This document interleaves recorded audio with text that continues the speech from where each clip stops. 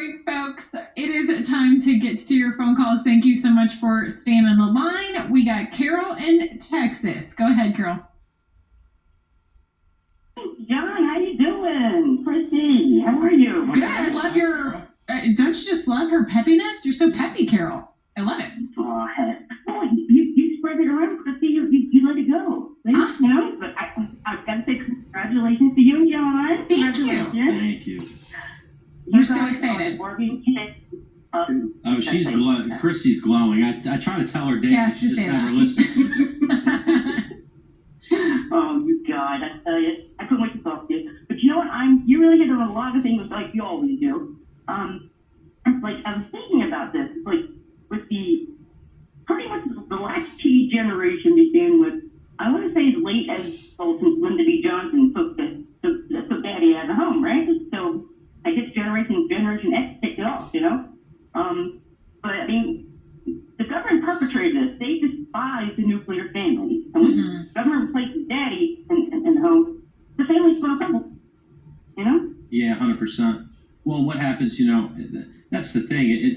I see half of the things I see these days, and I wonder, like, what do people think the result was going to be when it's now just okay? I mean, a broken family now is just okay. It's looked at as okay. There's nothing wrong. It's not only looked at as okay, but as I was talking about earlier and admitting humbly, when I was a single mom, there's a lot of, like, whether it was your fault of the broken marriage or it wasn't your fault or it was both fault, whatever it is, you're going to have this thing called mom guilt. Like, and you feel so sad for your kids that they're having to grow up in a broken home. And so when you have society being like, look at her, she can do it all, she's handling it all, you know, like, it's very easy to be like, yeah, I got this, I'm doing great, like, look at me, I'm working and I'm raising these kids up by myself, you know, like, you fall into that. And I admit it, like, in looking back, and now that I have a helper in the home, I wasn't doing a good job. I can freely admit that. I needed my helper. I needed a man in the home to lay down the law,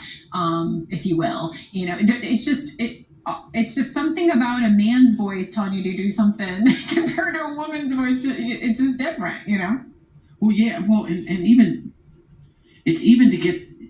I feel that it's my job is to get productive members of society out there into society, and the death of a family or the breakup of a family might as well be like a death in many ways.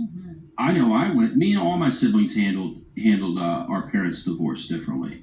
I feel like in the situation I am with my 3 stepkids, you could tell each one of them is handling their situation differently. And I see this in lots of people coming out of the same type of situations.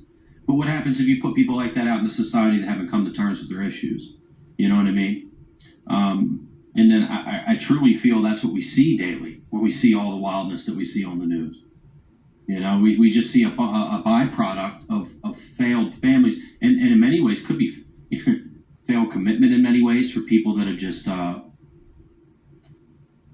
left for selfish reasons, I feel like. Well, yeah, it's encouraged. And thank you, Carol, for bringing this up about, you know, we first have to admit that there's a problem before we tackle it instead of celebrating it. Let's see if we can sneak in Max from New York. I'm sorry, Carol. I took that moment. That's okay.